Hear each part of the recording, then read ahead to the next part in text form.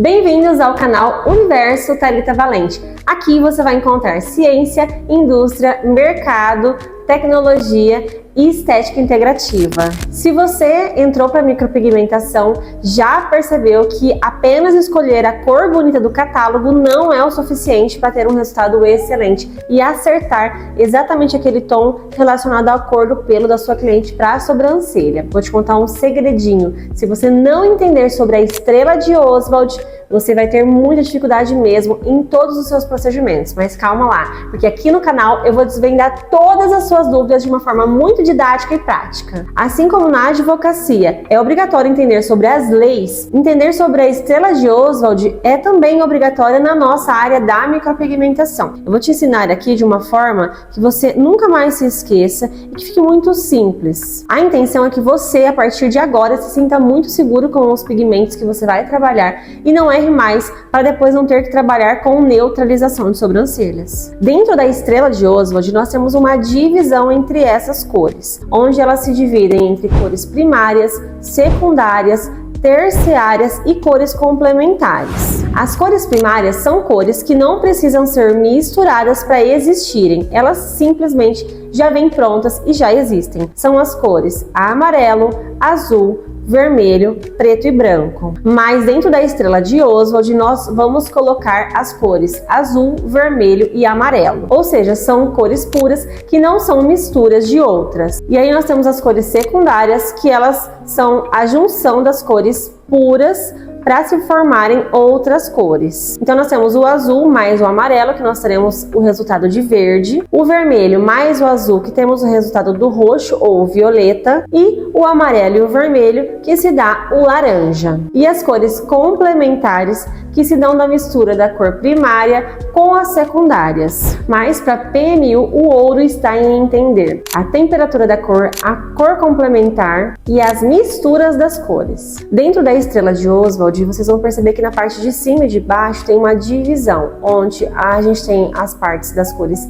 quentes e frias. As cores quentes nós temos o vermelho, o amarelo e o laranja. As cores frias nós temos o verde, o azul e o violeta. E as neutras, onde nós temos o equilíbrio entre o quente e o frio. E quando você mistura uma cor fria com quente, você cria o equilíbrio. A ideia é que você entenda essas cores, mas para escolher uma cor para a primeira micropigmentação, o ideal é sempre que a base do pigmento seja uma base ou neutra ou quente. Em relação a uma pele fria, por exemplo, se você colocar um pigmento quente, ele vai ficar equilibrado. Se você colocar um pigmento quente também numa pele quente, também vai ficar equilibrado. Já se eu usar numa pele fria um pigmento frio, eu vou ter um resultado azulado, esverdeado, acinzentado, na maioria das vezes acinzentado, e até o azulado. Na pele quente, você tem uma possibilidade disso acontecer. Então, de forma geral, para a segurança, eu, na minha experiência de muitos anos com pigmentos, eu sempre escolho os pigmentos neutros ou quentes. E é claro que é importante você entender sobre os pigmentos frios e quentes, porque no nosso dia a dia,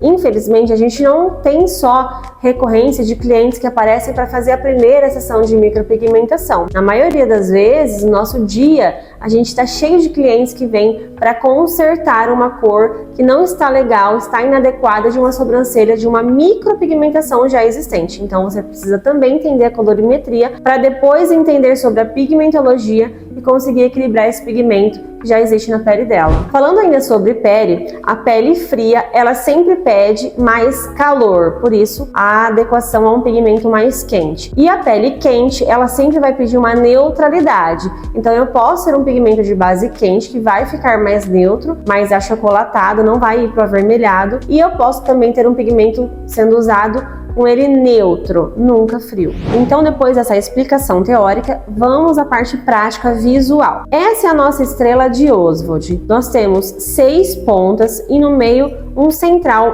marrom. Na parte superior, você vai ver que nós temos a parte dos pigmentos frios e na parte de baixo, os pigmentos quentes. Na parte superior das cores frias, nós temos o roxo, violeta, o azul, que também ele pode ser identificado como os pigmentos pretos, e o verde na lateral. Na parte das cores quentes, nós temos o vermelho, laranja e o amarelo. O centro amarronzado é para a gente entender que sempre quando um pigmento está equilibrado, nessas misturas ele vai se transformar em um pigmento marrom. Para a gente entender, na questão da estrela de Oswald, a gente vai sempre olhar a parte inversa daquela cor existente. Então, por exemplo, esse triângulo verde, à sua frente tem o triângulo vermelho. Quer dizer que, se eu tenho uma sobrancelha com uma micropigmentação existente verde, eu vou conseguir equilibrar esse pigmento esverdeado com uma base de pigmento avermelhada, mais quente. Se eu tenho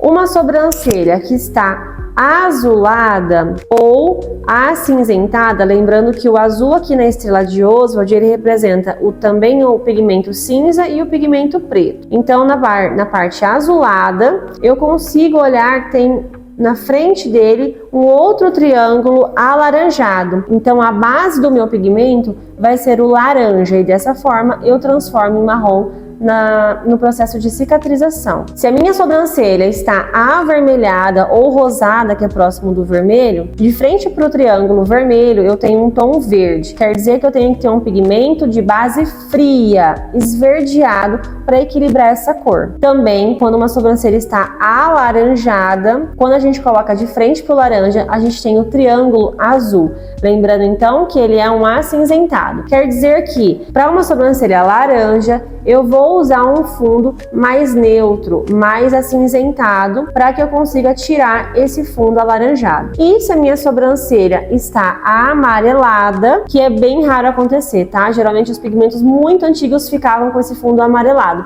mas quando bate laser a gente ainda tem esse resultado. Então, quando a gente bate laser e tem um resultado amarelado, o equilíbrio vai ser um fundo mais rosado, tá? Pode ser até mais avermelhado, que é do lado do roxo. Então, de forma geral, sempre a gente vai olhar o triângulo da frente para que a gente consiga o equilíbrio dessa tonalidade da micropigmentação em casos de recuperação de micropigmentação já existente. Quando eu vou fazer a minha primeira micropigmentação, o ideal sempre é que eu escolha um pigmento neutro ou quente. Então agora a gente vai entender na prática como funciona no papel visualmente, pra gente entender o fundo das cores. Então toda tinta tem o pó do pigmento seco misturado aos molientes para se transformarem em tinta, certo? Então aqui eu vou mostrar para vocês os pós puros. Então a gente tem o amarelo, o laranja, vermelho, verde, azul,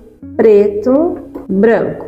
Claro que as tonalidades elas podem mudar de acordo com o tipo do pigmento, ou seja, se é um pigmento orgânico ou inorgânico. Esses que são mais vibrantes a gente percebe que são orgânicos, esse mais opaco, inorgânico. Então o tom vai mudar de acordo com o tipo do pigmento, mas de praxe nós temos aqui as cores principais para se transformar nos tons de marrons. Então, mostrando nos pigmentos prontos, nas tintas, que são os pigmentos misturados com os molientes para já ficarem prontos para serem implantados na pele, nós temos a divisão entre os frios, os quentes e os neutros. Para vocês verem visualmente o fundo do pigmento, às vezes ele pode enganar aqui no frasco. Então, o ideal para você conhecer um pigmento é sempre você degradar no pigmento. Então, usando o que? Um cotonete, água, molha, a gente pinga o pigmento e faz a degradação desse pigmento.